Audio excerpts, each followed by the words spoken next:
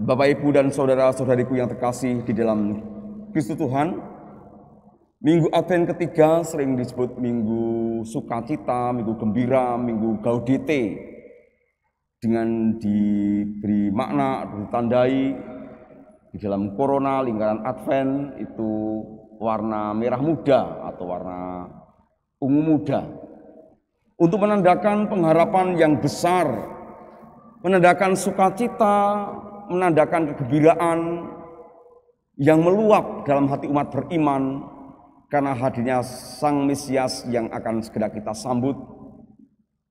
Sehingga bacaan-bacaan itu bernuansa sukacita,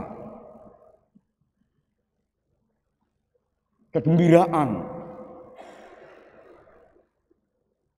Di dalam bacaan yang pertama yang diambil dari kitab Nabi Yesaya dalam satu perikop yang dibacakan saja tadi, saya mencoba menghitungnya, ada kata atau 6 kali kata sorak-sorai dalam satu bacaan tadi, bacaan pertama tadi.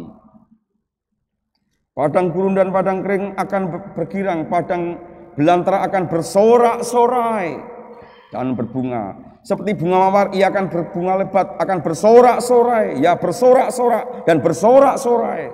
4 kali, sudah 4 kali. Kemudian terus lagi, orang lumpuh akan melompat seperti rusa dan mulut orang bisu akan bersorak-sorai. 5 kali. Pada waktu itu orang-orang yang dibebaskan Tuhan akan pulang dan masuk ke Sion dengan sorak-sorai. 6 kali. Belum lagi kata sukacita, sukacita juga ada di dalam satu perikop bacaan pertama tadi. Karena memang ini minggu gembira, minggu gaudete, minggu sukacita.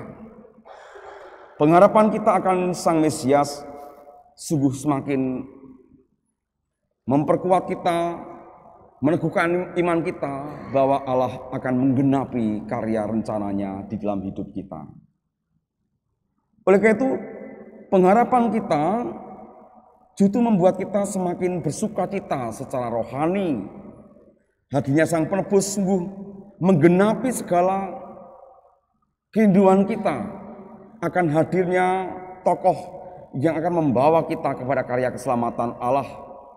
Bahwa rencana Allah tidak bisa gagal.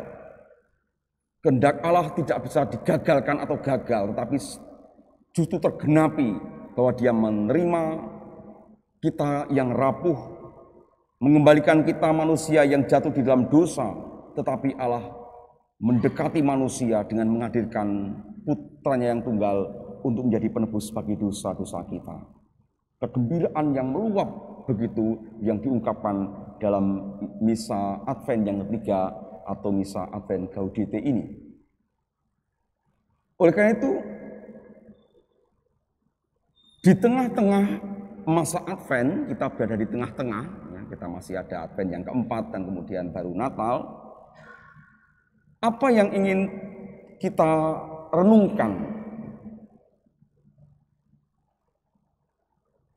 melalui bacaan-bacaan yang kita dengarkan hari ini, terlebih bacaan Injil, kita diminta untuk menetapkan di mana posisi atau disposisi hati kita.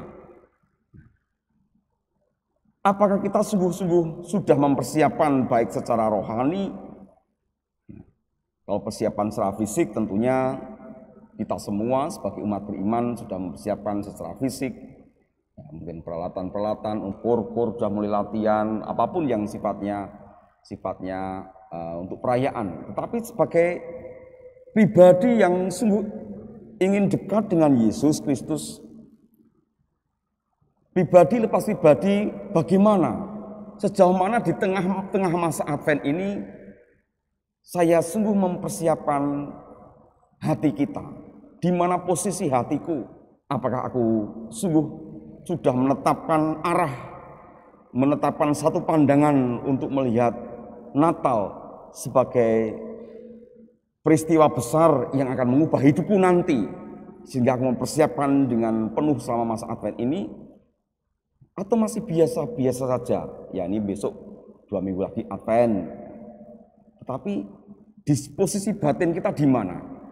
Apa kita sungguh menggemakan dan sungguh mewujudkan, apakah saya juga sungguh tergerak ketika Yohanes Pembaptis mengatakan bertobatlah, ratakanlah, luruskanlah jalan yang bengkok-bengkok dan sebagainya. Ajakan pertobatan Yohanes Pembaptis apakah sudah menggema dalam hati kita? Kurang lebih setengah perjalanan masa Advent kita ini, atau kita masih bingung, atau kita masih belum tahu arahnya kemana?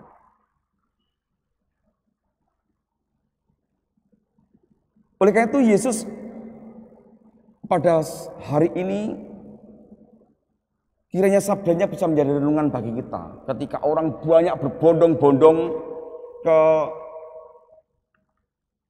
padang gurun, setelah peristiwa itu terjadi, kemudian Yohanes ditangkap dan dipenjara. Orang masih teringat peristiwa ketika Yesus dibaptis di Sungai Yordan dulu. Ketika menghadap Yohanes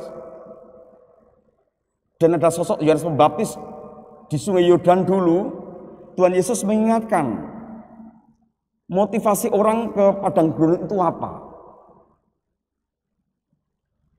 Semoga bisa menjadi renungan untuk kita yang sudah menjalani masa setengah dari masa pertobatan masa Advent ini.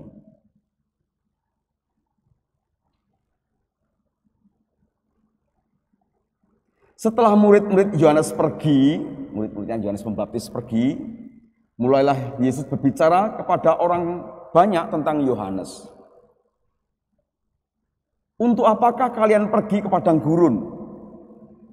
Melihat buluh yang digoyangkan angin kian kemari? Atau untuk apakah kamu pergi? Melihat orang berpakaian halus? Itu tempatnya di istana raja.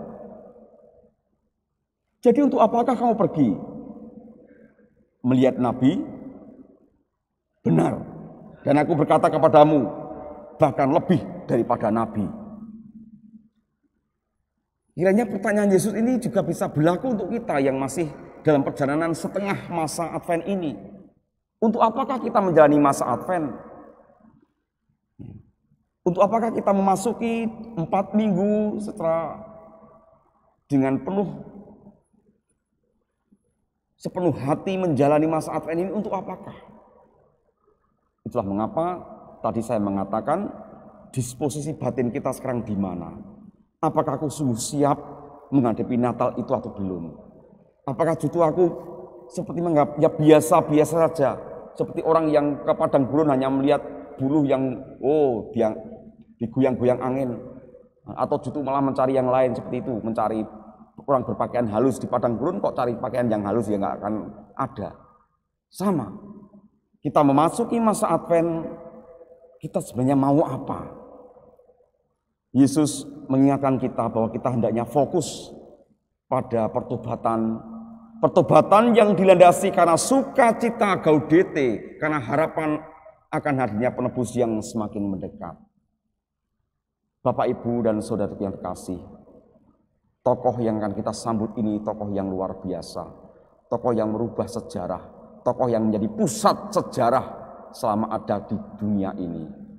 Yesus satu-satunya pengantara kita kepada Bapa, dihadirkan oleh Bapa untuk kita. Sudah pantas dan layaknya senyampang kita berada di tengah-tengah masa Advent ini. Seperti halnya orang-orang yang ditanya pada Yesus, untuk apa kamu ke padang gurun?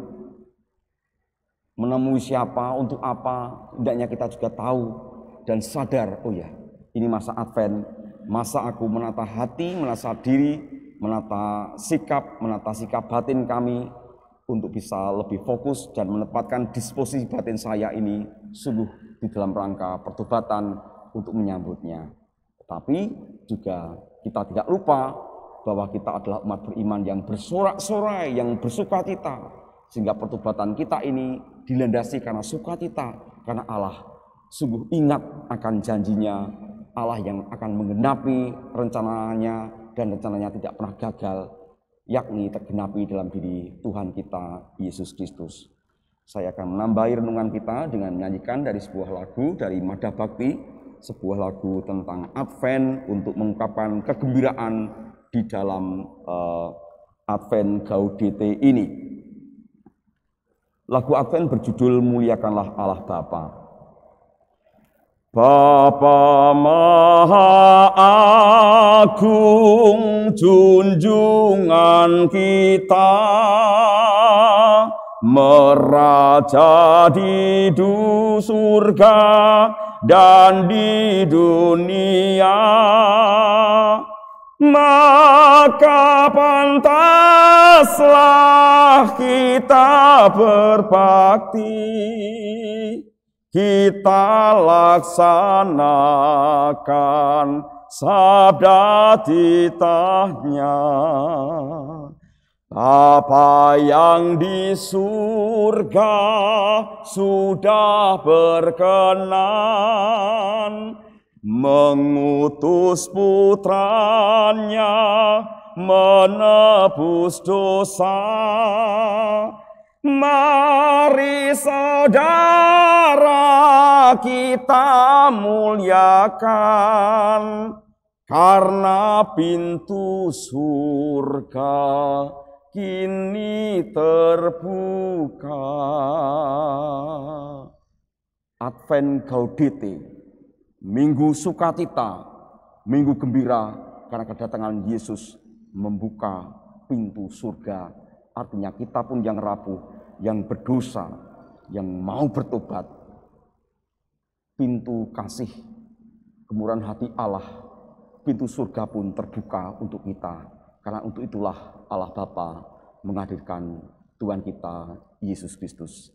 Selamat memasuki Minggu Gaudete, Minggu Sukacita, masa penantian, memperbesar pengharapan kita akan hadirnya Sang Penebus kita.